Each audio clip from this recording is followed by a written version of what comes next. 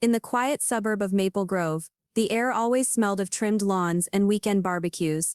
To anyone driving past the white picket fences, Adler Moyer's family looked perfect. He was 42, a financial consultant at Hendricks and Strong Associates. Steady, respectable, the kind of man who smiled with both corners of his mouth. His wife Raylan Moyer, 39, ran a home-based floral studio called Bloom and Grace. Her roses were the centerpiece of every church wedding within 10 miles. For 15 years, they'd built a life out of small joys, Sunday coffee, movie nights, and the rhythm of raising a 13-year-old daughter, Eliana. But lately that rhythm had faltered. Adler had started working late, then later still. His cologne lingered long after he left the house. Stronger, sharper, new. His phone lived face down on the counter now, as if it carried something fragile, something forbidden. Raylan told herself it was just stress. After all, everyone said marriage had seasons. Maybe this was just winter. Yet small things began to gnaw at her. A lipstick-smudged receipt from the Wharf Steakhouse, where she hadn't dined in months. A charge for a bottle of Moet Rosé. Adler hated champagne. Then there was the message she caught reflected in the kitchen window one evening, while cleaning. Can't wait for tonight. Solid blur. K. Her hands trembled so badly she nearly dropped the glass. She didn't confront him that night. Instead she started writing things down. The dates, the times he left, the tone of his voice when he said goodnight. Every note felt like a splinter under her skin, but she needed proof before she tore her family apart. 2 weeks later, Adler came home humming, carrying an unfamiliar bottle of perfume in a Seraphine boutique bag. A client's gift, he said too quickly. Raylan smiled thinly and tucked the bottle away in a drawer she never used. That night, while folding laundry, she found a second toothbrush in his travel kit. Pink. Not hotel issue. She placed it on his pillow without a word. The silence at breakfast was heavier than any argument. By March, the house had gone cold. Adler began taking trips to Dallas for client audits, always returning with the same rehearsed exhaustion. Their daughter asked why her father didn't come to her piano recital. Raylan said he'd caught a late flight. The lie left her mouth tasting like metal. Her breaking point came on a rainy Thursday. Adler had claimed he'd be at a dinner meeting at the Wharf. Raylan called the restaurant, pretending to confirm a reservation. "Oh yes," the hostess said cheerfully. "Mr. Moyer's table for two is ready. The lady's already here." The lady. Raylan hung up slowly, her pulse hammering in her ears. She sat at the edge of her bed for a long time, staring at the framed photo from their 10th anniversary. Cancun, sunshine promises. Then she reached for her coat. It was still raining when she parked across the street from the Wharf. Through the glass, she spotted him immediately. Adler, in his gray suit, smiling in a way he hadn't smiled at her in months. Across from him sat a young woman with glossy dark hair and a cherry-red dress that caught every flicker of candlelight. Kinsley Strong, she realized. Adler's new colleague. The same K who signed company memos with perfect cursive loops. Raylan watched them for a long trembling minute. When Kinsley reached across the table to adjust his tie, Raylan's breath left her body like smoke. She turned on the ignition, drove home through the downpour, and cried until dawn. By morning she had made a decision, not from rage, but from exhaustion. She would confront Kinsley directly. Woman to woman, no screaming, no drama, just the truth laid bare. She spent the next day preparing herself like someone dressing for battle. Soft gray coat, hair pinned neatly, no makeup. She wanted dignity, not pity. She rehearsed what she'd say. "You may have his attention, but you will not have my life." At 6:30 p.m., she called Hendricks and Strong Associates and asked for Kinsley's schedule. She just left for the cafe on Milton Street. The secretary replied. Milton Street. Downtown. Raylan closed her eyes, listening to the rain starting again outside. Funny how the weather seems to know when hearts are breaking. She grabbed her keys. By the time she reached the cafe, night had swallowed the city in glistening black puddles. The neon sign reflected off the wet pavement like a warning light. She saw Kinsley through the window, alone this time, phone in hand, laughing at something on the screen. Raylan's throat tightened. She pushed the door open. The bell chimed. Every step she took toward that table carried 15 years of love, betrayal, and disbelief. The younger woman looked up, startled, then smirked. "Oh, you must be Mrs. Moyer." Raylan's voice was steady. "We need to talk." The rain outside thickened, the lights flickered, and somewhere between dignity and rage, the first crack in her world began to spread. The rain came down harder, as Raylan Moyer stepped fully inside the cafe. Water clung to her coat sleeves, like cold fingers, but she didn't care. Kinsley Strong, the woman sitting at the corner table, barely looked up from her phone. When she finally did, her expression was that mix of pity and amusement, reserved for people one doesn't take seriously. "Sit," Kinsley said casually, waving to the chair across from her. "You must be freezing." Raylan remained standing. "You know who I am." "Of course," Kinsley said, smiling. "Adler's wife. He talks about you all the time. You've got such patience." Raylan's jaw tightened. "He talks about me." Kinsley stirred her coffee. "Sometimes, usually when he's explaining why he's unhappy." The words hit like knives wrapped in silk. Around them, the cafe hummed with low chatter and clinking dishes, ordinary sounds for an extraordinary betrayal. Raylan's fingers gripped the back of the chair. "I didn't come here to trade insults," she said. "I came here to tell you to stay away from my husband." Kinsley laughed softly, leaning back in her chair. "Your husband? Honey, if he wanted to be kept, he'd still be home. Maybe you should ask yourself why he isn't." Raylan's pulse roared in her ears. "You're young," she said quietly. "And you think this kind of attention means you've won. But someday someone will do to you what you've done to me. And you'll finally understand what it costs." Kinsley's smile vanished. "Don't threaten me." "I'm not threatening," Raylan said. "I'm warning." Something in Kinsley snapped. Her voice rose just enough for nearby customers to glance their way. "You don't scare me, Mrs. Moyer. Adler's with me now. He chose me. I'm not the one who got lazy and boring." Raylan's vision blurred, not from tears, but fury. She reached for the phone lying face up on the table, showing a photo of Adler with his arm around Kinsley. Her fingers brushed it just as Kinsley jerked it back. "Don't touch my things." The motion sent the cup of coffee toppling, scalding liquid spilling across the table and dripping onto the floor. Startled, Raylan stepped back, her heel catching the edge of the rug. Her hand grasped for balance, catching the edge of a decorative glass vase on the counter behind her. It crashed to the floor. Kinsley's reflex was to shove, quick, impulsive, defensive. Raylan's head hit the corner of the marble counter. The world exploded into white, then black. The sound of shattering glass was the last thing she remembered. When she woke, the hospital smelled like antiseptic and distance. A faint hum filled the air, steady and cold. Her eyes opened to nothing, no ceiling, no light, no shape, only a thick darkness that swallowed everything. A nurse's voice drifted from somewhere near her bed. "Mrs. Moyer, you're awake." Raylan tried to speak, but her throat ached. "Where am I?" "Maple Grove General," the nurse said gently. "You've had a head injury. You're safe now." "Where's my husband?" Before the nurse could answer, the door opened. Adler's voice rushed in, trembling. "I'm here, I'm right here." He took her hand, pressing it to his lips. His skin was warm, too warm. They said I hit my head," Raylan whispered. "How bad is it?" Adler hesitated. "You'll need rest. The doctors are doing everything they can." "Adler," her voice was sharper now, desperate. "Why can't I see?" The silence that followed was the longest sound she'd ever heard. Finally the doctor spoke. "Mrs. Moyer, the impact caused irreversible trauma to your optic nerves. We're sorry, but the damage can't be repaired." Her chest went cold. "Blind." The word echoed through her like thunder rolling down a canyon.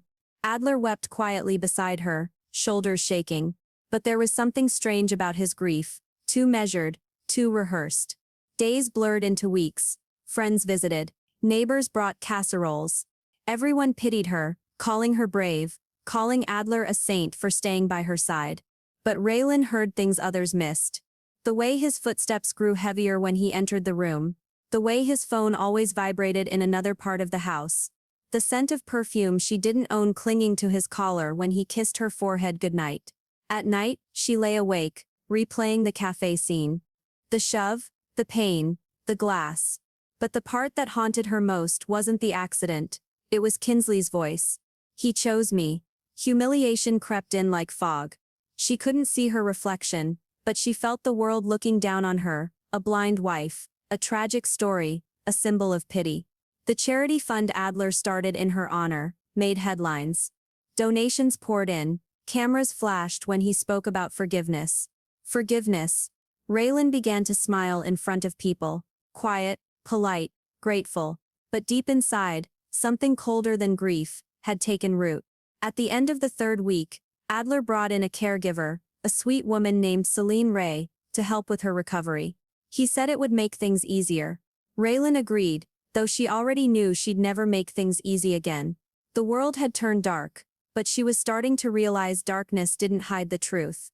It revealed it. For a while the world was nothing but sound. Every footstep, every whispered word, every door creak painted pictures. Raylan Moyer could no longer see. The house she once decorated in colors now existed only in echoes. The rhythmic tick of the clock in the hallway, the low hum of the refrigerator, the whisper of Adler's shoes, as he walked past her without touching her shoulder. She learned to tell the time by sound, the distance by scent. Lavender meant the living room, cinnamon meant the kitchen, but sometimes another scent drifted through the house. Musky, floral, unfamiliar. Her perfume. Raylan didn't ask, she didn't need to. Celine Ray, the caregiver Adler had hired, came 3 times a week. Her voice was gentle, kind. She helped Raylan with groceries, cooked her meals, even sat with her on the porch when the afternoons felt too long. "You're stronger than most," Celine said one day. "You remember where everything is without even touching it." Raylan smiled faintly. "You learn faster when people think you're helpless." That night, after Celine left, Raylan sat in silence and listened. Adler was in his office. She could hear the soft clicking of his keyboard, the occasional vibration of his phone. Then, faintly, a second voice. A woman's, muffled but unmistakable. "Friday," the voice said. "Same hotel. Room 412. Raylan's stomach turned. Adler's reply was low, almost tender. "You sure she won't find out?" "Please," the woman laughed. "She can't even see her own reflection." Raylan gripped the edge of the table until her knuckles ached. So it was true. The affair hadn't ended. It had simply changed shape. Now it lived inside her house, behind her blindness, beneath her silence. 2 days later, Celine returned. Raylan waited until Adler left for work before speaking. "Celine, I need your help." Celine hesitated. "Of course. With what?" Raylan leaned forward, voice low. "I need a recorder, small enough to hide, and I need you not to tell my husband." Celine studied her for a long moment, then nodded. "You deserve the truth." That evening, Raylan tucked the recorder under the edge of the couch near Adler's chair. She sat beside him as he watched the news, her face blank, her hands folded neatly in her lap. When his phone buzzed, he excused himself to take the call in the next room. She could hear everything. "Miss you already," Kinsley said softly through the door. "When will she figure it out?" "She won't," Adler replied. "She's still," he hesitated. "Adjusting." Raylan waited until the front door closed, before turning the recorder off. She didn't cry, she simply rewound the tape, pressed play, and listened again until her fury became focus. The following week, she asked Celine to take her to First National Bank of Maple Grove. There, she requested copies of all joint account statements and property titles. The teller hesitated, but her calm authority left no room for doubt. She may have been blind, but she still wore her wedding ring, and that was all the proof anyone seemed to need. The numbers told a story sharper than any blade. Transfers to an unfamiliar account under K. Strong Holdings LLC, wire withdrawals timed to her hospital stays. Sale negotiations for their lake house, the one Adler had promised was too sentimental to sell. By the end of the day, Raylan had everything she needed: statements, signatures, and a truth no one could deny. At night, she practiced walking around the house in silence. Each step deliberate, measured. She began memorizing the sound of keys turning, doors locking, papers rustling. She could tell when Adler was reading emails by the rhythm of his breathing. One night, she whispered into the dark, "You think blindness is weakness. But it's the best disguise I've ever had." Her plan began to take shape. First, she opened a private account under the Eliana Foundation, claiming it was for children's music scholarships in honor of their daughter. In reality, it was the beginning of her firewall, the safe where she would funnel every dollar Adler thought he controlled. Next, she contacted a lawyer through Celine's brother, a paralegal at Strong and Villalobos LLP, ironically sharing the mistress's surname. The lawyer agreed to help under one condition: absolute confidentiality. Over the next 3 months, Raylan signed documents she could not see but understood intimately. A reallocation of assets, a power of attorney reversion clause, and a notarized charter for the foundation that would soon own every Moyer property in the state. The world thought she had retreated into silence, but she was preparing her storm. When Adler kissed her cheek before leaving for another conference, she smiled and said, "Be careful out there." And when Kinsley's perfume lingered in her house again, she let it because she wanted the scent of her downfall to be familiar when it came. In the dark, Raylan traced her fingers along the windowsill, rain beginning to fall outside again. The same rain from that night, the same rhythm. Only now, it didn't sound like tragedy. It sounded like timing. Her lips curved faintly. One affair, one accident, one blind woman, who exposed everything they tried to bury. The words weren't vengeance, they were a vow. By autumn, the Moyers' home felt like a stage set for a play where only one person knew the script. Every sound, every word, every silence became part of Raylan's design. Adler Moyer was living his double life freely now. He'd stopped pretending to hide it. To neighbors, he was still the grieving husband, doing his best. To Kinsley Strong, he was a man inches away from a new life. But to Raylan, he was already an empty shadow walking straight into his own undoing. One Saturday morning, as Adler buttoned his shirt for another client luncheon, Raylan spoke casually from her seat by the window. "Adler, I've been thinking," she said softly. "We should do something nice. Something that reminds people we're still standing." He turned, surprised. "What do you mean?" "A small gathering. A celebration of recovery. To thank everyone who stood by us." His brows furrowed. "A party?" "Yes," she said, her tone warm. "At the estate. Family, friends, even the staff from Hendricks and Strong. It would mean a lot to me." He hesitated for a moment, then smiled. Relieved, maybe even smug. "That's a wonderful idea, Raylan. You deserve it." She smiled back. "You're right. I do." 3 weeks later, the invitations went out. Gold-embossed cards signed with love and gratitude. The Moyers. Every name mattered. Old friends, Adler's business partners, her church choir, even Kinsley herself, addressed formally as Miss Kinsley Strong. Adler didn't notice the small emblem embossed beneath Raylan's signature, a single rose with thorns, the seal of the Eliana Foundation. In the days leading up to the event, the house came alive with floral arrangements and catering deliveries. Raylan oversaw every detail by voice alone: what flowers to place near the podium, what song would play when the guests arrived, and where the projector screen would drop. Adler thought it was a miracle she could coordinate so much without sight. He didn't realize she'd memorized the layout of every wall, every outlet, every switch that would soon spotlight his lies. On the morning of the party, Celine helped her dress.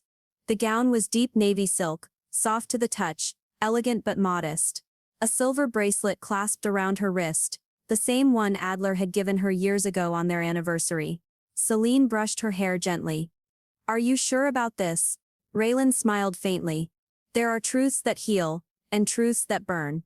Tonight we light a fire." By sunset, the house was filled with chatter. The scent of wine, candle wax, and fresh roses blended into a dizzying perfume of false peace. Adler stood near the staircase, greeting guests with his polished grin. He basked in their admiration. How noble he looked beside his blind wife. How devoted. Kinsley arrived fashionably late, wrapped in a crimson dress that shimmered like temptation itself. She kissed Adler's cheek in front of everyone, bold, defiant. Raylan turned toward the sound, and smiled politely.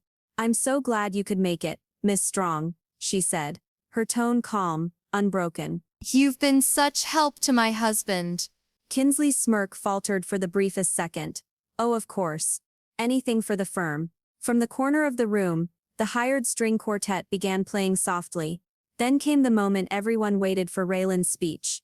Adler guided her toward the podium. "You'll do great," he whispered. "I already have," she murmured back. She stood tall, her dark glasses reflecting the chandelier light. When she spoke, the room fell into silence. "Thank you all for being here tonight," she began, her voice steady but rich with emotion. "Recovery is not just about healing wounds, it's about finding clarity. For me, clarity came through darkness." A few sympathetic nods. she continued. They say justice doesn't need eyes to see. I used to think that was poetic nonsense. Now I know it's truth. Adler's smile stiffened. Tonight, Raylan went on. We celebrate not just resilience, but revelation. At her signal, Celine moved toward the side table, pressing a remote hidden beneath the linen cloth. The projector flickered to life, casting documents onto the wall, wire transfers, signed deeds, account records bearing Adler's name and Kinsley's LLC. Gasps erupted. Conversations halted mid-breath. Raylan's voice didn't waver. One affair, one accident, one blind woman, who exposed everything they tried to bury. The lawyer stepped forward, handing sealed folders to the front row. Raylan's family, Adler's partners, the local press quietly invited under the guise of covering a charity event. These documents, she said, transfer all family assets into the Eliana Foundation, a trust designed to support those who've lost everything to betrayal and deceit. Effective immediately. Adler lunged forward. Raylan, what are you doing? She tilted her head slightly, listening to the panic in his voice. Undoing what you did. The room turned into a storm of whispers and clicking cameras. Kinsley backed away, pale, clutching her purse like a lifeline. Someone muttered her name aloud. Kinsley Strong, and the realization spread through the crowd like wildfire. Humiliation, pure and raw, descended. Adler's composure crumbled. Please, he stammered. You don't understand. I understand perfectly. Raylan interrupted. You wanted a new life. I just gave it to you without a single cent of mine in it. The guests began to applaud, not out of cruelty, but awe. The blind woman who had been pitied became the spectacle of strength. Raylan stepped back from the microphone, her face calm. Dinner will be served shortly, she said, softly. As she turned away, Adler dropped to his knees, his voice breaking into the kind of sob that wasn't for forgiveness, but for fear of exposure. Outside, thunder rolled across the night sky. Raylan stood beneath the porch awning, breathing in the scent of rain. Behind her, the party continued, but it was no longer hers to endure. Celine approached quietly.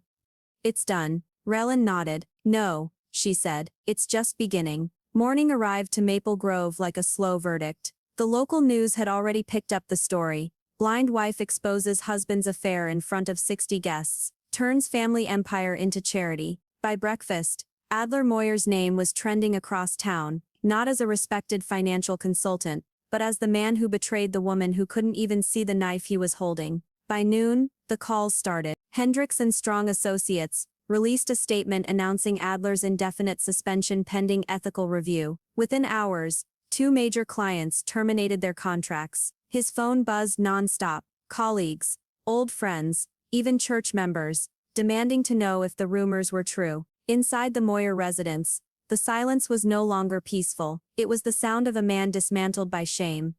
Raylan sat in her armchair by the window, listening to the rain trickle against the glass. She didn't need a screen to follow what was happening.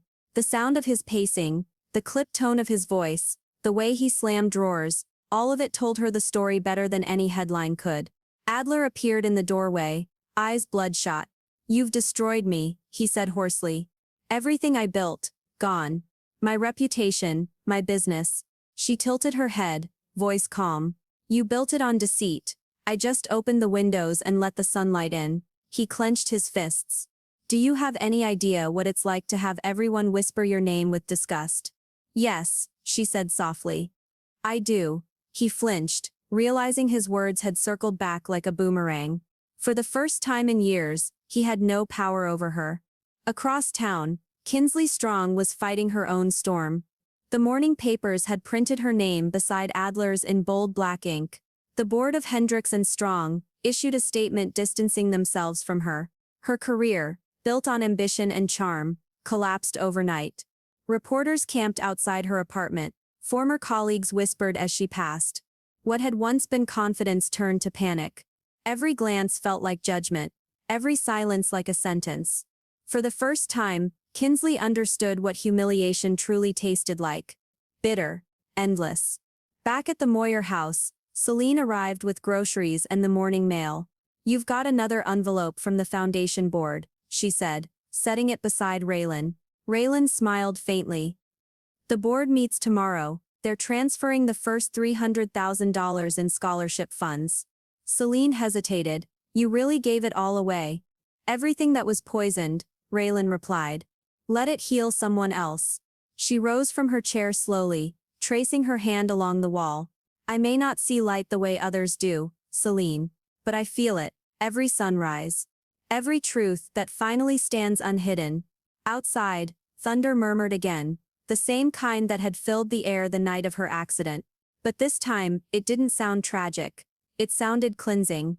That evening, Adler stood by the fireplace with an empty glass in hand, watching the rain blur against the window pane. He looked smaller now, not physically, but in presence. The man who once towered over everyone now seemed swallowed by his own reflection.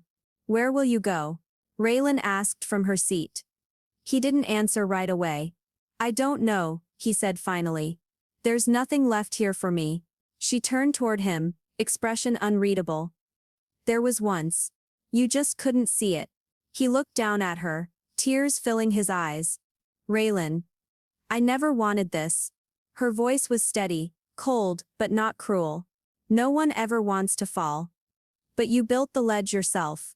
He opened his mouth to speak, but words failed him. When he finally walked out the door, the rain swallowed him whole.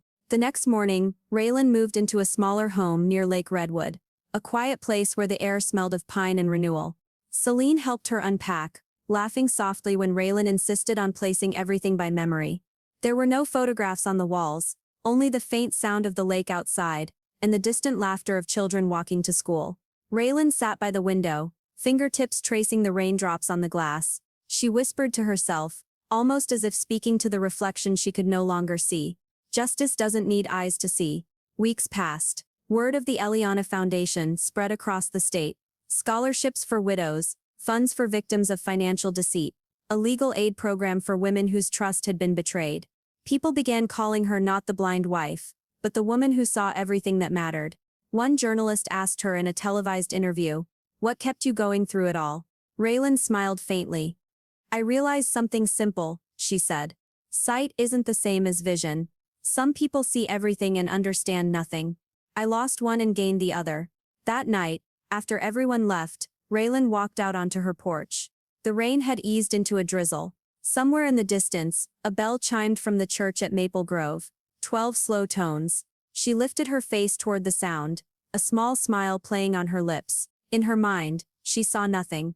Yet everything felt clear. One affair, one accident, one blind woman who exposed everything they tried to bury. And in that quiet, the world finally sounded honest again.